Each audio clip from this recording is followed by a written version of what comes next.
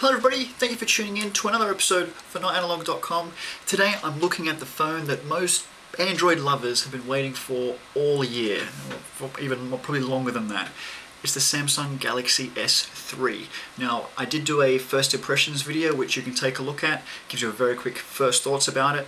Today, after using it for some time now, I'm going to give you my full thoughts. So let's go straight into this. The design. The design of the phone is quite nice. When you look at it, this is the white version. You can get the pebble blue as well.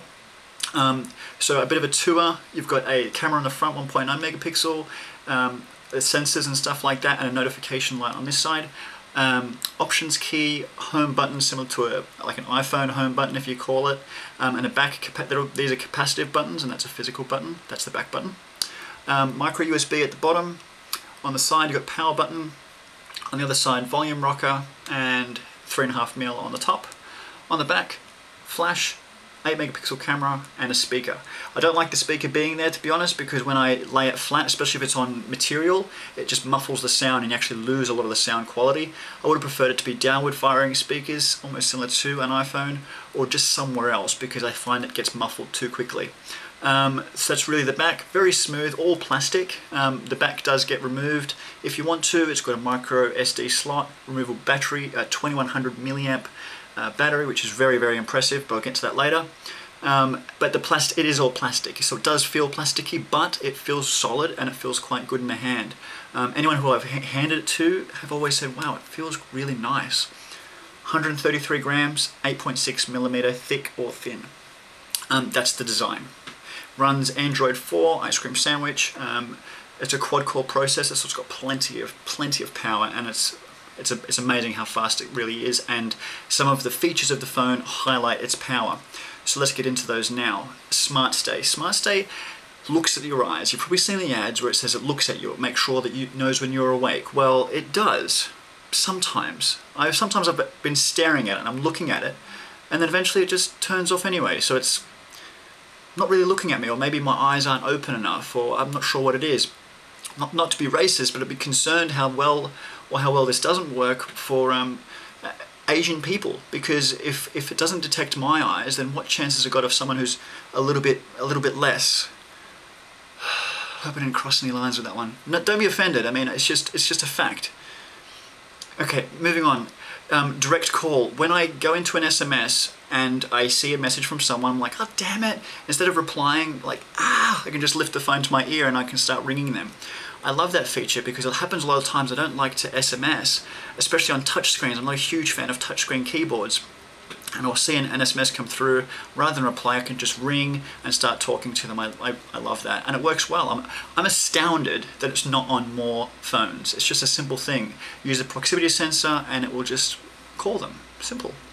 That's one other thing. What else have they got? Smart Alert. So say for example, I've been away from my phone, it's been sitting on a table, and I get an SMS or I miss a call or something like that. When I do pick the phone back up, it gives me a little vibrate, a little hello, just to let you know that there was something which you missed, and when you turn it on, you'll see all the notifications there waiting. Just another handy thing which saves you time. Instead of always turning it on to check, the phone will notify you when you pick it up, which is great. S-Voice. Now, S-Voice has been touted as a imitation of Siri. Now, to give you some idea, Siri gets a lot of its information when you ask it a question. It gets a lot of its information from Wolfram Alpha. Siri existed before Apple bought Siri, for your information. So it uses a database. This connects to the same database for information. So if you say, like, what's the population of Geneva? It'll tell you based on the same answer from the same database which Apple uses. They're kind of connecting to the same thing. But it obviously, so it does those things that you're used to with Siri if you've seen it before, but S-Voice takes a little bit further. You can sort of say things like, I want to take a picture, and it will open up the camera app ready for you to do that. It also, you know, if you want to send an SMS, say, I want to send an SMS. Who do you want to send it to? I want to send it to Rob. Okay, what would you like to say to Rob? Rob, I'll be there later on this evening. And it will show it to you on the screen, and then you can say send. So it's intuitive because it does more than just information and things like that. You can also get it to do things for you. which I enjoy. Opening applications. So when I first get in the car, I press the S-Voice button and I say enable Bluetooth because I want it to connect to my Bluetooth in the car, and it does it, which is great. It's just some simple things. However, doesn't always work that well. Let's talk about the negative things of S-Voice. I use it more as a gimmick. I use it obviously for those things I mentioned, like enabling Bluetooth and calling people, but I don't really use it for anything else because it doesn't understand a lot of what I say.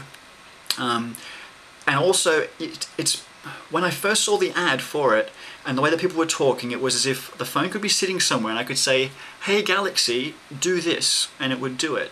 But it's an application, you still have to open it and you still have to press the button to start talking. It didn't really listen, because they say this phone listens. Well, yeah, it listens when you tell it to. It doesn't just do that. And to me, I thought Siri was like a gimmick. I think this is a bit of it's a gimmick, but it does have its advantages as well. I like this more than Siri, but it still needs work. All voice dictation stuff still needs work. Like I said, oh, SMS so-and-so this. It doesn't always get it right the first time.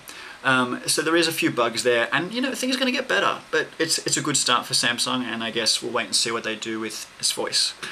Social tags. So I take a picture of you and your friends, and maybe I'm in the picture as well, and then I can sort of say for the first time, that's Rob, that's Dave, that's Andrew, that's Toby, and then it does that for the first time. It also then ties that contact into their Facebook profiles.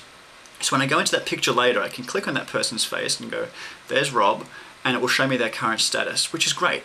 And then you can sort of do other things, and then next time I take a picture of them, it will actually automatically detect them and tag them for you. So it's a convenience thing, and I guess when you're looking through those pictures, maybe if you forgot who it was, it will say, oh, that's Rob. You go, oh, hey Rob, what are you doing these days? And it will show you the current status of them, and maybe you decide to call them because it's tied to your contacts. So it's kind of cool. You know, I don't really use it a lot because I don't see friends often. I'm too busy doing this for you guys. No, not really. Really. S-Beam. S-Beam is another thing which I loved. It uses Wi-Fi direct. It's not like Bump. You know Bump, how you put the two phones together and it transfers a picture across. It's not like that. It's better. Why is it better? It's because it uses Wi-Fi direct. So what that means is when you first make the pairing through NFC, which is near field communication, when you first make the pairing, they connect, but then after that it switches to WiDi. Now WiDi is, you know, Wi-Fi, how you get 54 megabit Wi-Fi sort of from your laptop to your router or something like that.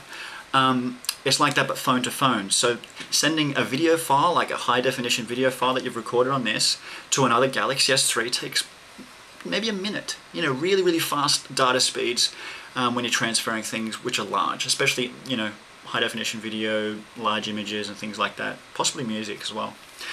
So S-Beam's cool, but I don't really know anyone yet who's got another one of these, so I couldn't test it. But I'm hazarding a guess that it will work. AllShare Play uses DLNA and WiDi to share content from the phone. So if you've got a laptop with WiDi or a TV with DLNA, you can, you know, same thing, share the videos and stuff like that onto the TV or onto the laptop, and, you know, show and share, I guess. It's all part of the fun. I did mention the 4.8-inch HD AMOLED screen. I just wanted to mention that the screen is beautiful. Even though the screen is so much bigger than the previous version, it doesn't feel any bigger because they've taken a lot off the top and bottom. So you just have this beautiful crisp screen, which looks great. Secondly, best photo. Let's get into the camera, this 8 megapixel camera on the back. You can take 8 shots in one hit in best photo mode, and it's just so that if they blinked, you'll probably get shots where they aren't blinking as well. It takes the 8 shots, you get their best angle, the best look, and that's the whole idea. It works well. You can also just do continuous shooting mode where you can take up to 20 shots. Super fast photography as well, so if someone's playing soccer and you want to get that shot when they kick the ball or something like that, you can just keep pressing the button down until you get it, and you will. So there's some cool things. We did see that in the One X, very similar to the One X in terms of that feature, but good to see it on this phone because it is a good camera. It takes great shots. Simple. Pop-up play. Pop-up play is my favorite feature of the phone, and it's something that I want to see expanded upon as well. So pop-up play works in that I could be watching a video, but I want to SMS my friends, so what I can do is I could shrink the video and then start using the phone in the background of it, which is great. You can move the video around, there's no lag. It really shows the power of the quad-core processor. When you do go into videos as well, it actually does an auto preview of all the videos that you're looking at on the screen. So you'll have this huge grid of videos and they start auto playing, not with sound, but you can start to get a preview of what you're getting into before you actually click on that tile, which is really, really awesome. And again, highlights the power of the quad-core phone. So pop-up play is one of my favorites, but I want to see it expanded because I watch a lot of YouTube videos and I would love to be able to multitask that as well. So I'd love to be able to shrink a YouTube video into the corner while I do other things like check Twitter. But you can't do that. It's just on videos that are on the phone itself.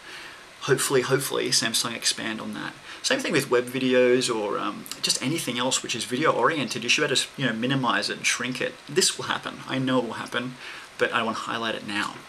I mentioned battery life before. Now I want to put a whole bunch of photos on here which show what sort of battery life I have experienced. On a good day you can easily get 18 hours out of this phone. I wake up at 5:30 sometimes, and I don't usually go to bed till around midnight.